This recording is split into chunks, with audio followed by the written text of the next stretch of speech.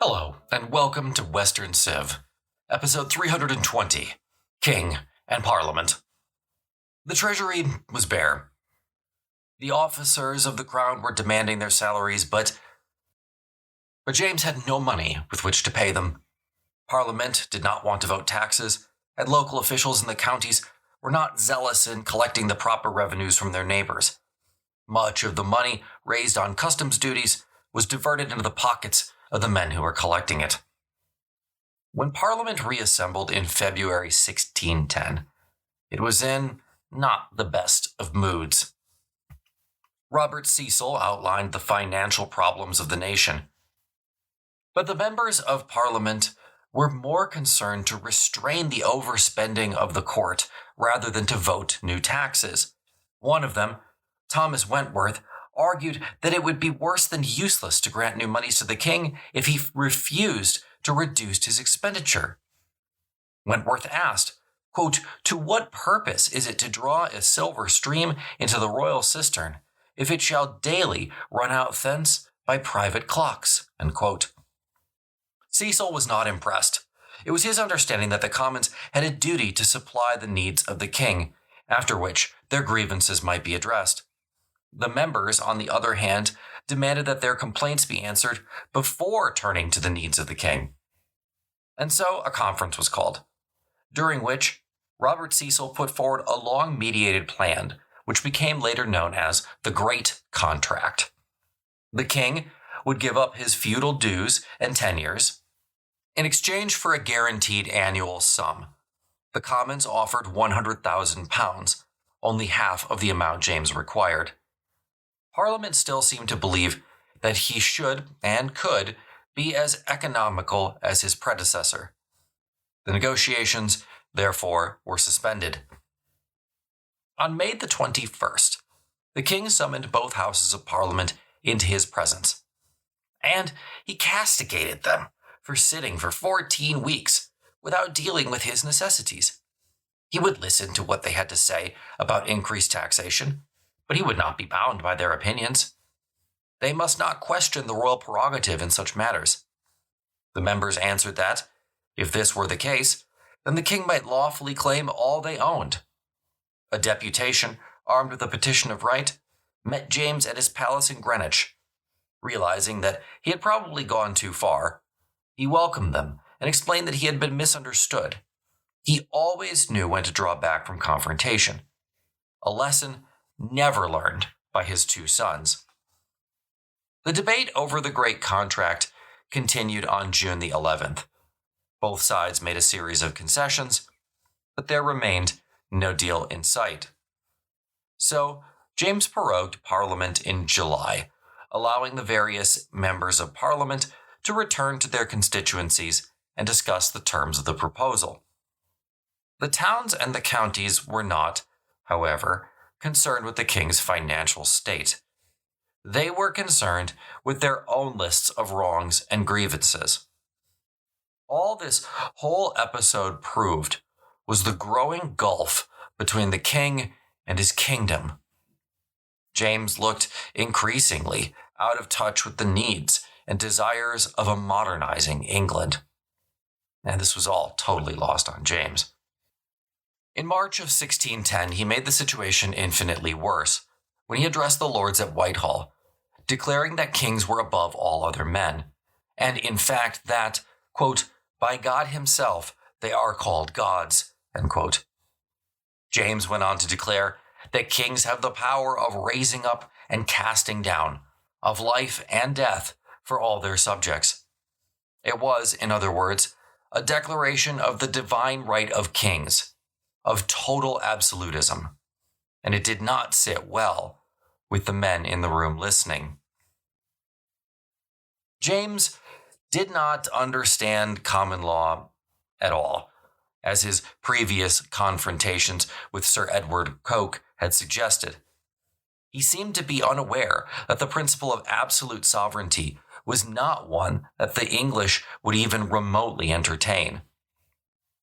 One noted that, quote, "the king speaks of France and Spain, what they may do," end quote. He didn't realize, or maybe he pretended not to realize, that the sovereigns of those two countries were in a position very different from his own. He maintained the theory of divine right without any clear understanding of how it would operate in the context of parliamentary authority and a common law. He may have adopted his positions for less theoretical reasons. His hatred of the Presbyterian elders of Scotland derived from the fact that they directly challenged his authority. The nobility of that country also had been inclined to talk to him and deal with him as if he were one among equals. So his statements about his own powers are probably to have been in response to his difficult and sometimes dangerous position as King of Scotland. He had once observed that, quote, "the highest bench is the slidriest to sit upon," end quote. Now, to be fair also, James only said these things. He never acted on them. That was a key difference between James and his son. James was never arbitrary or erratic with his power. In return, Parliament never made any major move to question or undermine his sovereignty. For the moment, this was all a war of words. In June 1610, James's eldest son, Henry, was formally invested as the Prince of Wales. Henry was a serious young man with a pious military character. He was very much cut out of the mold of another famous Henry, Henry V, the victor of Agincourt. Everyone looked forward to the day when Henry might rule, and perhaps even lead England to the successes enjoyed by his medieval predecessor. But Henry was not technically the only contender for the throne. There remained the king's cousin, Arabella Stuart. In Elizabeth's final days, she had considered her, briefly, a potential heir. Now Arabella was just kind of hanging around. Arabella Stuart was the cousin of James, and for the first 6 years of his reign, she enjoyed all the comforts and considerations of court. She had even been considered as a replacement for James himself by Walter Raleigh and others, though she had taken no part in the plot. It was still of the utmost importance that she married wisely and well. At the beginning of 1610, however, she came to a pre-contractual arrangement with William Seymour, who, by an extremely indirect route, had some small claim to the throne. This, as always, aroused the suspicion of James as it always aroused the suspicion of every king. The couple agreed to renounce their plans, but in June they took part in a secret marriage ceremony at Greenwich. On hearing the news, James was absolutely furious. Seymour was instantly confined to the Tower, while Arabella was taken to Lambeth before it was decided to send her north to Durham. En route at Barnet, she planned her escape. She disguised herself, according to a contemporary, by, quote, drawing a pair of great French-fashioned hose over her petticoats, putting on a man's doublet, a man-like peruke with long locks over her hair, a black hat, black cloak, russet boots with red tops, and a rapier by her side, end quote.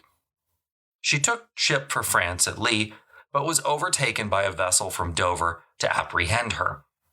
From there, she was taken to the Tower, where her reason ultimately gave way, and she died, completely insane, about 4 years later. When a new session of Parliament opened in the fall of 1610, it appeared that Robert Cecil, the Earl of Salisbury, was losing ground on this great contract idea. Parliament simply was not going to grant James the money he wanted. The king adjourned and then dissolved Parliament in a matter of weeks. Now, the economic problems that James was facing were not all of his own making. The English economic system had been, to a large extent, formulated in the 14th century, and it simply couldn't deal with the problems of the 17th. It didn't work, especially in times of warfare, and all manner of fiscal expedients had to be found to essentially plug the gaps. Thus, in the spring of the following year, James offered to sell hereditary titles to any knights or esquires who wanted them. You could get the title of baronet for only £1,080 in 3 annual payments. But the overall gain to the exchequer of approximately £90,000 was not enough to balance the profusion of the king's expenditure. So, peerages were put on the market 4 years later. When in 1616, Sir John Roper made the sum of £10,000 to become Lord Tennyham, he was given the nickname, of Lord 10 Million. A 17th century historian, Arthur Williams, remarked of the multiplicity of titles that, quote, made them cheap and invalid in vulgar opinion. For nothing is more destructive to monarchy than lessening of the nobility. Upon their decline, the commons rise and anarchy increases, end quote. But the king had another scheme to raise money. It was proposed to him that his oldest son might be married to the hand of the Infanta, Maria Anna, the daughter of Philip III of Spain. And James's son Henry wasn't the only potential heir available. He still had his daughter Elizabeth. So in the spring of 1611, James joined the Protestant Union, which by and large consisted of England and various other German principalities. I'm going to get a lot more into the Protestant Union, by the way, when we pivot to start to discuss the 30 Years' War.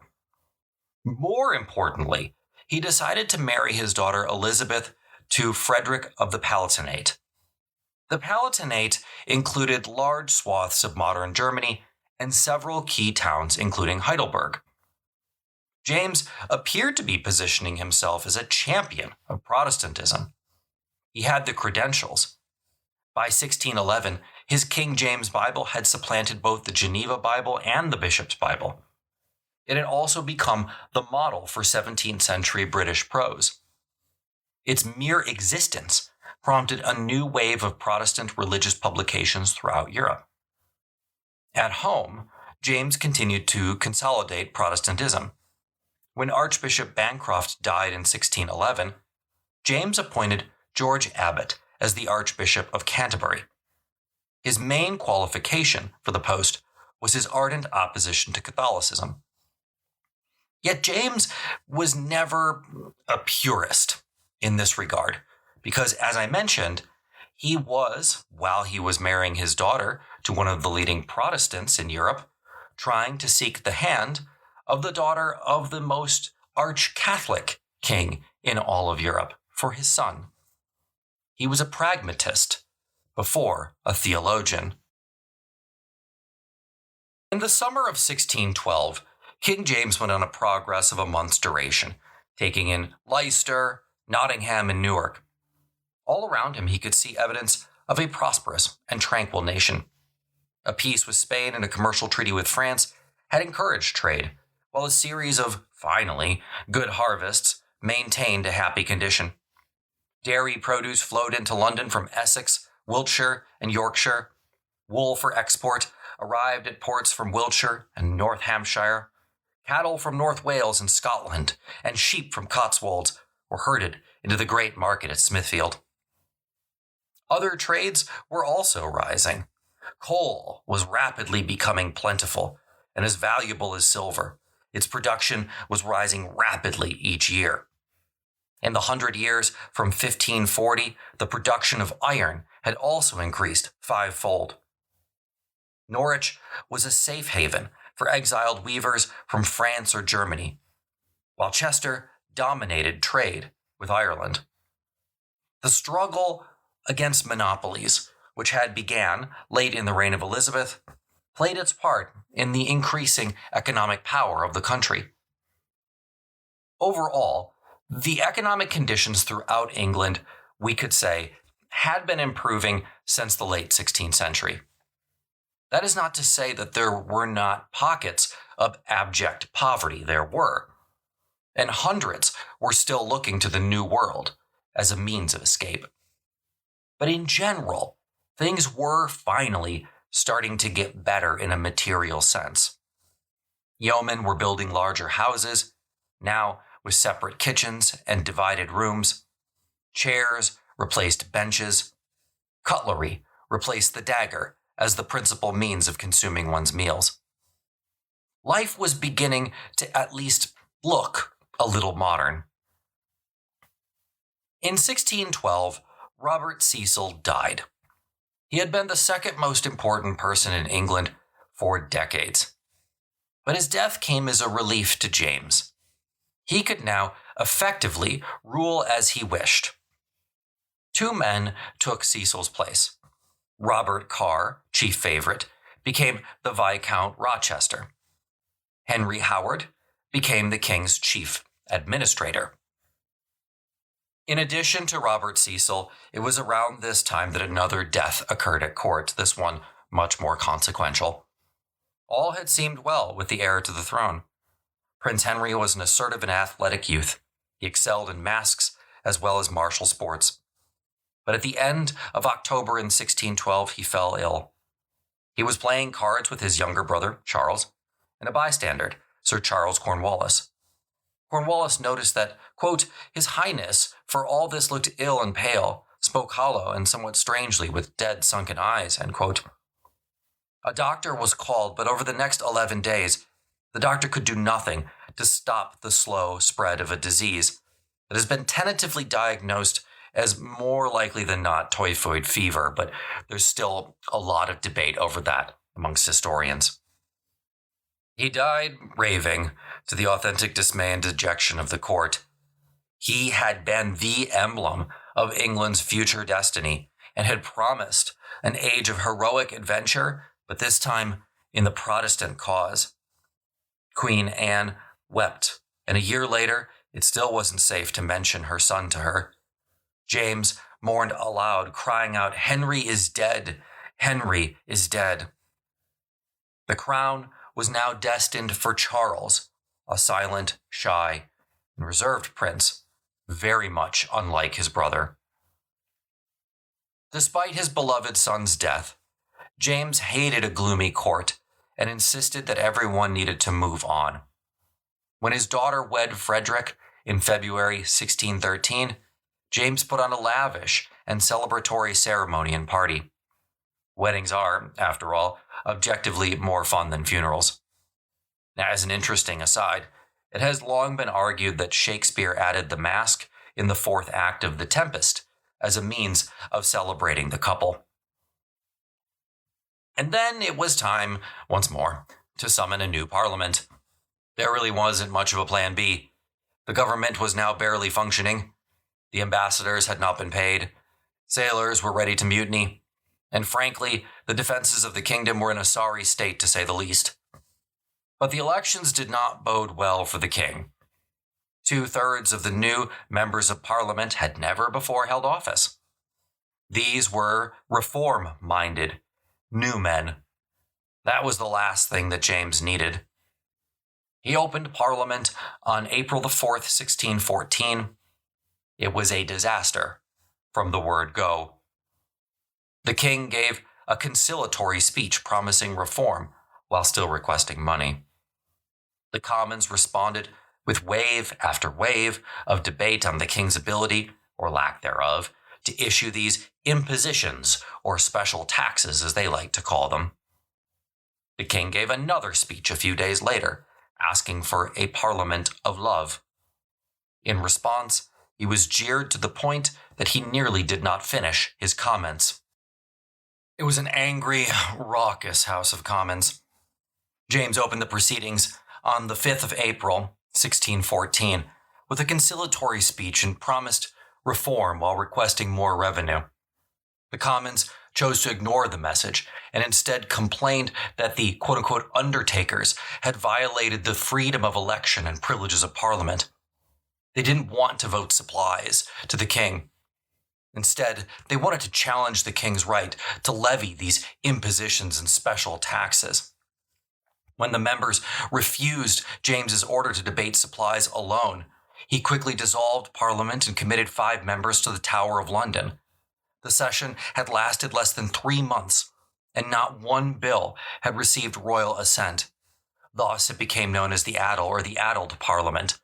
No assembly at all met again for the next 7 years. But James still badly needed money, so he renewed marriage negotiations with France and Spain, hoping a foreign dowry would solve his financial woes. But that would take time, and James needed money now. As a result, he asked London, the city magistrates, for a loan, but it refused, responding that James's credit was too poor, which it was. The king appointed Thomas Howard the Lord Treasurer, and he immediately set himself to the task of raising money by any means necessary. He issued fines against any new building built within 7 miles of London, for example. These were never popular options, but the king had little other recourse. In the absence of a parliament, the government was now the king and his council, dominated by Somerset, his favorite. All royal patronage flowed through him. As an aside, and I mentioned this previously, we are again entering a period wherein royal favorites dominate the crown, much to its detriment. The names might change, but the problems, they will not.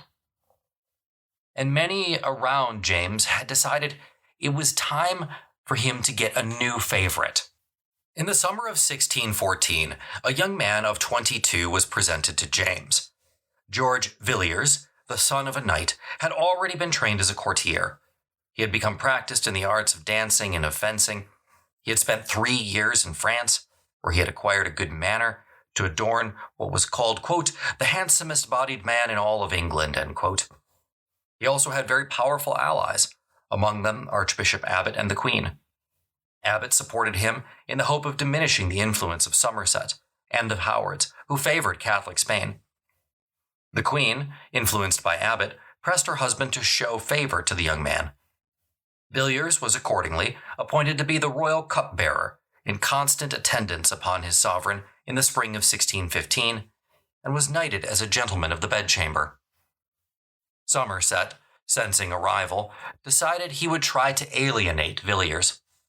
It backfired. The king liked Villiers, and he criticized Somerset for his constant complaining. With numerous plots lining up against him, Somerset tried to take proactive measures. He had a writ drawn up for the king's signature. It was essentially a blanket and proactive pardon for him and his wife. Somerset was pardoning himself for any and all crimes he may or may not have committed. It was an audacious move, to say the least. James was about to sign it, but the Queen and several other counselors talked him out of it. Then a bombshell hit. In 1615, a certain Thomas Overby, who was then staying in the Tower of London, was poisoned. The assassins had done a sloppy job of covering it up. And it didn't take authorities very long to follow the trail of evidence back to Mrs. Carr and ultimately to her husband, Lord Somerset. Both husband and wife were charged and found guilty of murder. Both were sentenced to death. The king commuted their sentences to one of imprisonment, and they remained in the Tower of London for 6 long years. So one favorite was gone. Sadly, George Villiers was about to take his place, and more. As we are going to see, Villiers was about to become the most important and powerful royal favorite in England since the High Middle Ages. And I hope I do not need to tell you this, but that's not a good thing.